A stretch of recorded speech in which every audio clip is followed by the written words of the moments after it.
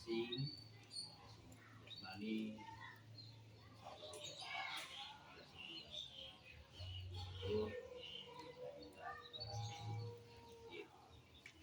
kita juga suatu yang membuat anak-anak kami ini menjadi gairah semangat belajar ataupun ya masing-masing mudah-mudahan masing lagi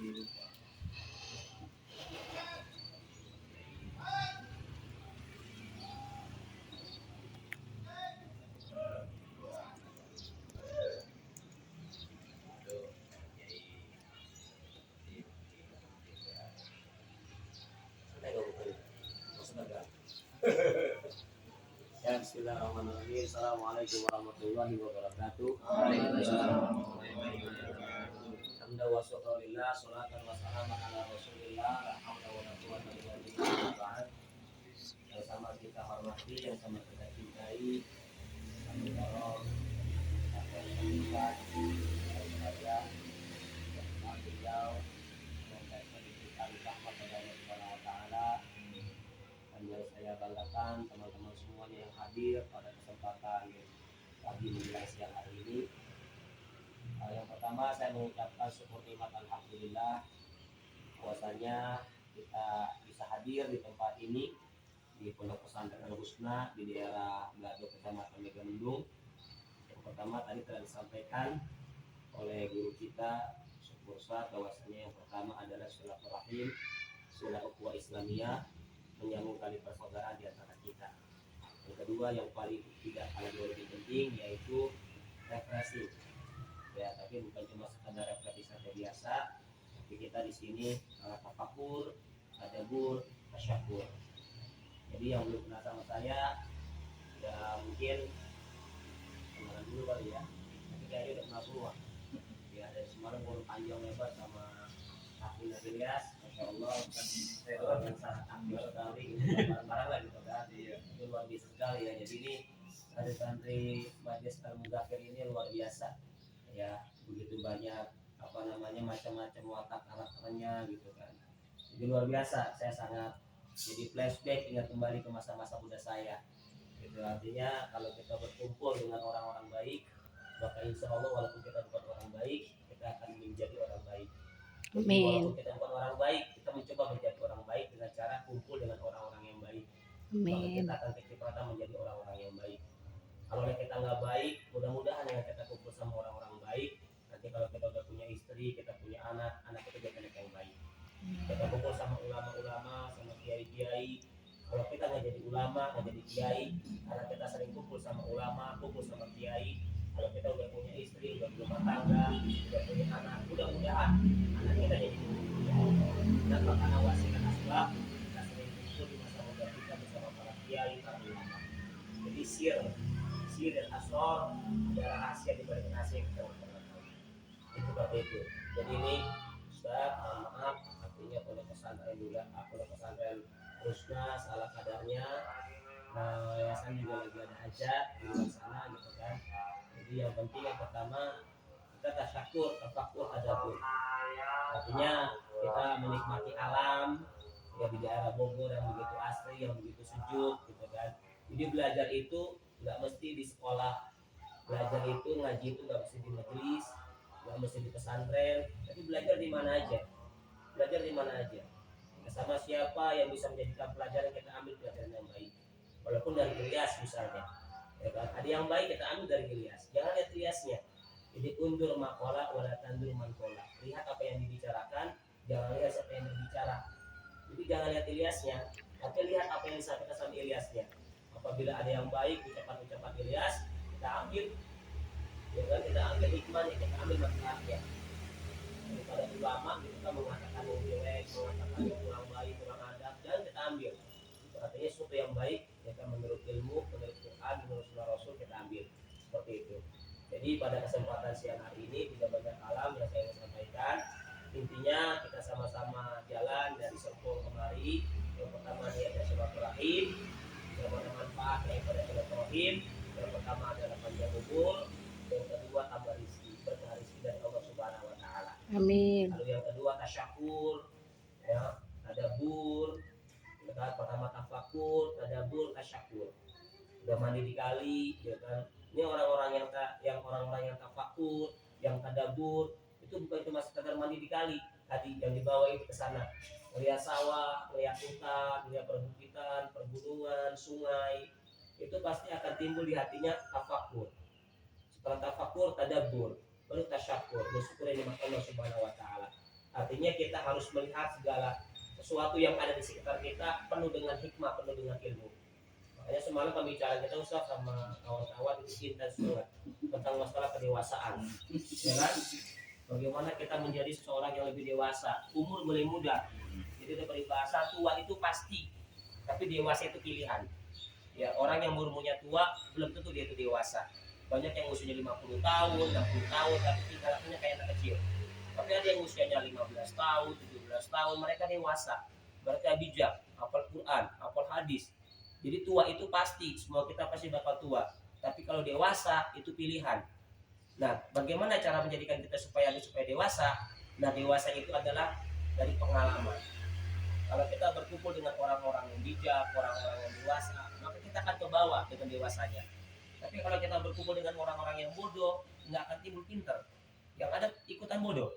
Jadi berkumpul dengan orang-orang baik, berkumpul dengan orang-orang soleh, berkumpul dengan orang-orang alim. Walaupun kita nggak alim, kita nggak soleh banget, kita nggak baik banget, minimal kecipratan. Karena Nabi pernah mengatakan, kalau kita dekat dengan tukang minyak wangi, walaupun kita nggak beli minyak wangi, kita kebagian aromanya, ya kan? Kita dekat dengan tukang bara api, kita bukan tukang bara api, tapi kita pasti kena cipratan apinya, gitu. Jadi sering-sering kumpul kawan-kawan dengan orang-orang yang baik. Ya, boleh bergaul dengan siapapun asal kita punya rem cakram dalam kehidupan. Ya, idza kunta fi qaumin fasahih yarakum wala tashabil arda fatada ma'arodi. Kalau berkumpul dengan orang-orang yang baik, ya, pergaulan yang baik, perkumpulan yang baik, insya Allah kita menjadi orang-orang yang baik. Jangan berkumpul dengan orang-orang yang kurang baik. Kenapa? Kita pasti bakal ke bawah.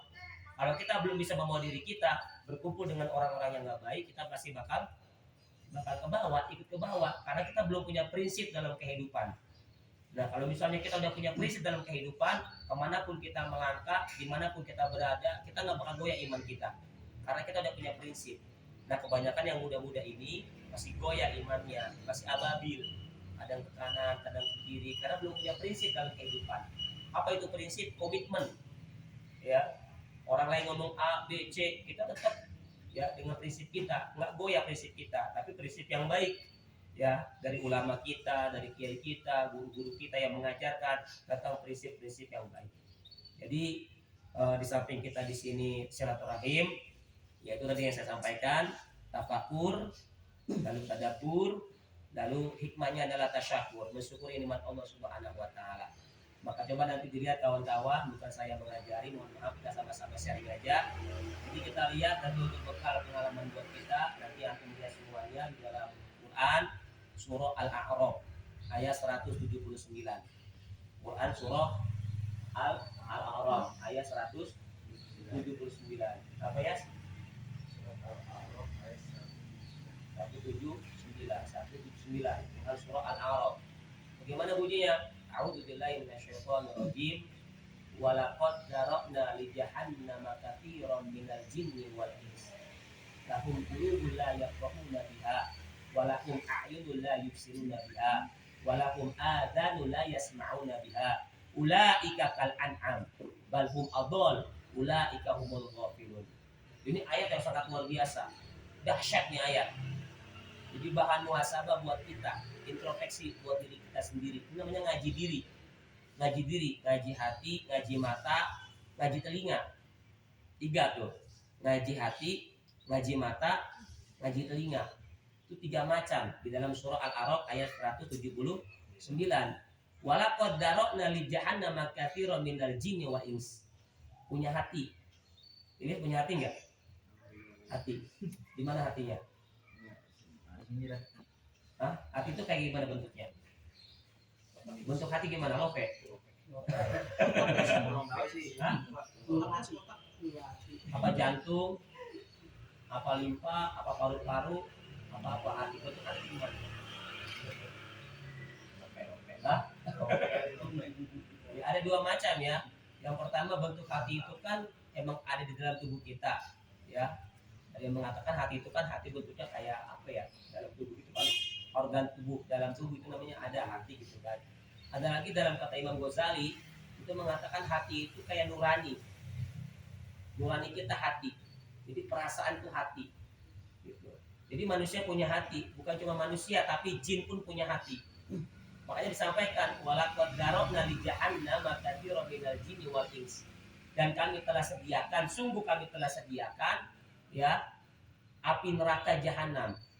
Kebanyakan dari mereka siapa? Bangsa jin dan manusia. Bangsa jin dan manusia kebanyakan masuk ke dalam api neraka. Kenapa mereka masuk dalam neraka? Sebabnya apa? Lahum qulubul la yafqahuna biha. Yang pertama, mereka punya hati. Jin punya hati. Ya, manusia punya hati. Lahum qulubul la yafqahuna biha. Tapi hati di sini bukan hati yang bentuknya jasad dalam tubuh kita, organ, bukan ya. Hati ini nurani, perasaan kita. Kalau kita nggak sholat, dosa, ngerasa dalam hati kita. Kalau kita berbuat maksiat, dosa, gitu kan, ngerasa dalam hati kita, nurani kita. Itu namanya hati. Ya, karena apabila hati ini baik, maka amalnya lain baik. Apabila amal ini buruk, buruk semuanya. Apa itu? Itu hati. Idza sholahat, sholah jasadu kullu. Wa idza fasadat, fasada jasadu kullu. Apabila baik, baik semuanya. Apabila rusak, rusak semuanya. Apa itu? Ala wahyal qalbu, yaitu hati. Jadi apabila baik, baik semuanya. Apabila buruk, buruk semuanya. Ya semua sumbernya ada di dalam hati. Jadi lahum qulubun la yafqahuna biha. Mereka punya hati. Jin punya hati, manusia punya hati, ya. Tapi hatinya tidak dipergunakan untuk memahami ayat-ayat Allah. Itu yang pertama. Ya. Kenapa? Karena kalau berbicara masalah ayat, ayat terbagi dua. Ada ayat kauniyah, ada ayat Qur'aniyah. Apa itu ayat kauniyah? Ayat kauniyah itu tadi tuh apapun tadabbur. Ayat-ayat kauniyah itu ayat tentang alam. Bagaimana ketika kita melihat alam, ciptaan Allah, tambah keimanan kita, ketakwaan kita kepada Allah. Itu namanya ayat-ayat kauniyah. Kalau ayat-ayat Qur'aniyah yaitu Al-Qur'an, ya, 30 juz, 114 surat, 6.666 ayat. Itu namanya ayat-ayat Qur'aniyah. Itu hati. Yang kedua, walahum a'yunul la yubsiruna biha. Mereka punya mata, tapi mereka tidak menggunakan matanya untuk melihat ayat-ayat Allah. Itu yang kedua. Yang ketiga, walahum adzanu la yasma'una biha. Mereka punya telinga, tapi telinga mereka tidak mereka pergunakan untuk mendengar ayat-ayat Allah. Ulaika kal an'am. Kalau hatinya nggak dipakai, matanya nggak dipakai, telinganya nggak dipakai untuk memahami, untuk mendengar, untuk merasakan ayat-ayat Allah, maka apa? Ulaika kal an'am. Mereka seperti hewan ternak. Balhum adol, bahkan mereka lebih rendah daripada hewan ternak. Siapa mereka? Ulaika humul ghafilun. Mereka adalah orang-orang yang lalai. Itu kuncinya. Mereka adalah orang-orang yang lalai, orang yang suka menunda-nunda pekerjaannya, orang yang suka meremehkan pekerjaannya, orang yang suka meremehkan perkara-perkara yang kecil. Nah, itu yang lalai. Nah, orang yang seperti itu nanti akan mendapatkan penyesalan. Ya, karena ada matutub bali mayata kasar. Artinya apa? Orang yang malas, yang suka menunda pekerjaannya, yang suka menunda apa sesuatu yang remeh, itu nanti akan mendapatkan penyesalan. Jadi ulaika humul ghafilun. Jadi orang-orang yang lalai, orang-orang yang malas, itu adalah orang-orang yang hatinya, matanya, telinganya tidak pernah dipergunakan untuk memahami, untuk mendengar, untuk membaca daripada ayat-ayat Allah Subhanahu wa taala. Jadi kuncinya yang terakhir yang ingin saya sampaikan lagi, bahwasanya ayat terbagi dua, ada ayat kauniyah, ada ayat Qur'aniyah. Kauniyah kita baca, melihat alam, masya Allah, subhanallah, ya kan, alhamdulillah, wala ilaha illallah, wallahu akbar, masya Allah, Allah menciptakan begitu indah, tambah keimanan kita, tambah ketakwaan kita kepada Allah Subhanahu wa taala. Di samping kita senang-senang, bahagia, ketawa-ketawa, main sama teman-teman, tapi jangan lupa untuk berzikir, jangan lupa untuk bertasbih kepada Allah Subhanahu wa taala. Jadi kenikmatan di dunia dapat, pahalanya pun dapat buat kita. Karena kita menyebut nama Allah ketika memandang ayat-ayat kauniyah seperti itu. Ya. Tapi yang nggak kalah jauh lebih penting yaitu ayat-ayat Qur'aniyah, baca Al-Qur'an, ngaji di majlis al-mudzakir. Ya, jadi Itu yang dapat saya sampaikan Ustadz. Intinya yang pertama kita bersyukur bisa bersama orang-orang yang baik, walaupun kita bukan orang baik. Mudah-mudahan kita berusaha menjadi orang-orang yang baik. Amin. Sehingga kita benar-benar menjadi orang yang baik, baik untuk orang tua kita, baik untuk guru-guru kita, baik untuk teman-teman kita, baik untuk semuanya. Ya, insya Allah kebaikan-kebaikan kita tidak ada yang sia-sia. Termasuk hari ini kita datang kemari tidak ada yang sia-sia. Niat kita, langkah kita, tujuan kita, hijrahnya kita dari Serpong kemari tidak ada yang sia-sia. Kalau niatnya baik, makanya niat dulu penting karena innamal a'malu binniyat. Kalau niat cuma bos dan senang, udah mendapatnya senang peluang. Tapi kalau niatnya untuk tafakur, niatnya untuk tadabbur, niatnya untuk silaturahim, kenikmatan di dunia senangnya dapat, pahalanya pun dapat. Makanya niat penting tuh mau berangkat tadi. Makanya alhamdulillah sebelum berangkat baca doa, Al-Fatihah biar berkah, biar selamat perjalanannya gitu. Ya, jadi niat itu penting dalam kehidupan kita. Karena setiap amal tergantung niatnya. Bagaimana kegiatan kita, aktivitas kita menjadi pahala di sisi Allah tergantung daripada niatnya. Gitu ya. Jadi amalan akhirat kalau niatnya buruk jadi amalan dunia bahkan dosa. Tapi kalau amalan dunia niatnya baik jadi amalan akhirat. Semua tergantung daripada niatnya. Ya mudah-mudahan semua santri-santri Majelis Al-Mudzakir mendapat manfaat, mendapat hikmah, mendapat pembelajaran daripada pertemuan hari ini. Ya semalam kita nginep, semalam kita banyak ngobrol, ya semalam kita banyak cerita curhat tentang masalah A, B sampai Z, ya kan luar biasa tentang masalah dari ngaji agama sampai dunia pergoiban semua dibahas malam itu. Nah, dari jam 11 jam berapa itu? Jam 3 ya kan? Di atas itu. Ya, tapi alhamdulillah semangat, artinya saya lebih senang sama anak-anak muda yang welcome ya, yang suka bertanya, karena kan ada pepatah mengatakan kalau bertanya sesat di mana-mana. Gitu ya. Jadi jangan takut, harus kritis anak muda itu. Harus kritis. Ya, ada yang pengen punya pendapat, ada yang pengen punya argumentasi, sampaikan aja. Ya, ke Ustaz, minta solusinya. Ustaz, saya punya ide, saya punya ini gini. Coba mungkin barang-barang. Harus kreatif, harus kritis, tapi yang ada positif, ada baik. Jangan diem aja, tahu-tahu bunyi gitu kan. Jangan diem aja gitu kan. Harus aktif anak muda itu. Ya, harus aktif, harus semangat. Di majelis semangat, ngaji semangat, ibadah semangat, harus semangat. Jadi auranya beda. Ya, harus kelihatan gagah anak muda itu, jangan lemes. Nanti mencurigakan kalau lemes itu. Ya, lemes, jalannya bongkok, wah, awan tuh ciri-ciri apa tuh? Kayak sebelum kita bahas. Ya, coba jari. Nah, itu kan tanda-tanda gitu kan. Jalannya lemes, orang itu kan lemes, jalannya bongkok, ya kan, jalannya kayak orang yang penuh semangat, nggak ada gairah hidup, ya gitu. Jadi harus semangat, buka ceria, semangat, walaupun punya beban, punya masalah banyak, semangat ceria. Ya, usaha-usaha punya masalah banyak di depan santri-santrinya, pasti mukanya semangat, senyum, nggak mau nunjukin, gitu. Jadi punya masalah kayak nggak punya masalah. Artinya saya sampaikan yang terakhir, anak muda harus optimis, anak muda harus semangat, anak muda harus ke depan. Karena apa? Rijalul God, Subhanul Yaum, Rijalul God. Pemuda hari ini adalah pemimpin di masa akan datang. Ya, jadi yang tua-tua nanti bakal nggak ada. Siapa yang nerusin?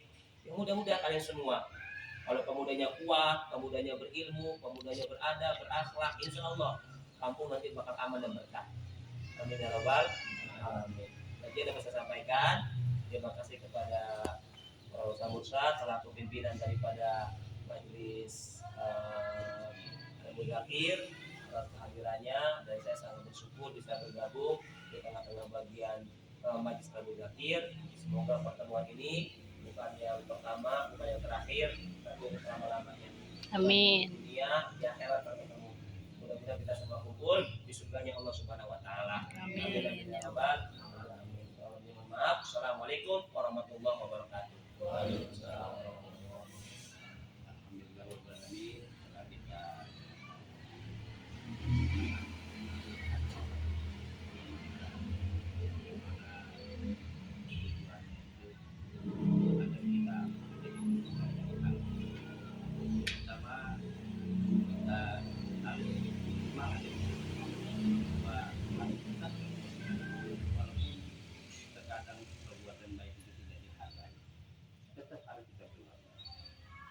kedua, kita harus rajin-rajin bersilaturahmi. Ketiga, kita tidak boleh lalai, karena orang yang lalai akan menyesal. Karena kenapa? Waktu tidak bisa diulang kembali, ya. Waktu tidak bisa diulangi kembali. Yang sudah berjalan akan terus berjalan. Sedangkan kita ambil contoh di kampung kita, ya. Di kampung kita sekarang pembangunan sudah mulai merangkak, gedung-gedung sudah mulai tinggi. Pembangunan yang berubah, tapi diri kita tidak berubah. Itu adalah suatu contoh kalau kita lalai seperti itu. Waktu terus bergulir, sedangkan kita tidak bisa atau kita tidak mendapatkan sesuatu apa. Jadi pemuda harus sigap, harus siap, harus tangguh, tidak boleh lalai. Ya, jadi seperti itu, ya. Jadi biar semangat terus. Bagaimana caranya? Silaturahmi yang paling utama. Ya, sama rekan-rekan tadi juga semua biasanya semangat belajar, apapun pelajarannya, baik itu pelajaran umum atau pelajaran mengenai agama, toh itu adalah untuk motivasi buat kita. Saya dan Kiai sudah merasakan masa-masa mereka, sudah tidak akan terulang lagi, ya. Oke, ya. Seakan-akan kalau kita merasakan masa muda itu kadang-kadang suka kembali, oh enak seperti enak seperti dulu. Sedangkan kalau yang kalian rasakan, wah enaknya udah berumah tangga enak, megang duit apa macam. Tapi tidak seindah itu. Yang lebih indah adalah memang masa muda. Karena masa muda adalah masa yang berapi-api. Dalam Mama Irama seperti itu. Masa muda, masa yang berapi-api. Jadi segala sesuatunya harus semangat, tidak boleh lalai atau tidak boleh malas. Karena orang yang malas, apapun bentuknya, tidak akan menjadi apa-apa. Ya. Orang yang malas tidak akan menjadi apa-apa. Nah, ya, terima kasih kepada Kiai yang memberikan wejangan kepada anak-anak kami. Semoga apapun yang telah diberikan dapat dipelajari dari kami di kehidupan sehari-hari. Ya. Amin. Untuk itu, mohon saya selaku pembina Majelis Al-Muzakir, saya mohon maaf Kiai apabila anak-anak kami di sini kurang tata krama, kurang sopan santun, atau tidurnya belaka atau pipi kotor, Kiai. Ya, saya mohon maaf, saya mohon minta ridhonya. Ya, jadikan suatu catatan baik, sehingga kita pun niat dari Serpong yang bersama Kiai di budaya Allah. Amin. Itu kita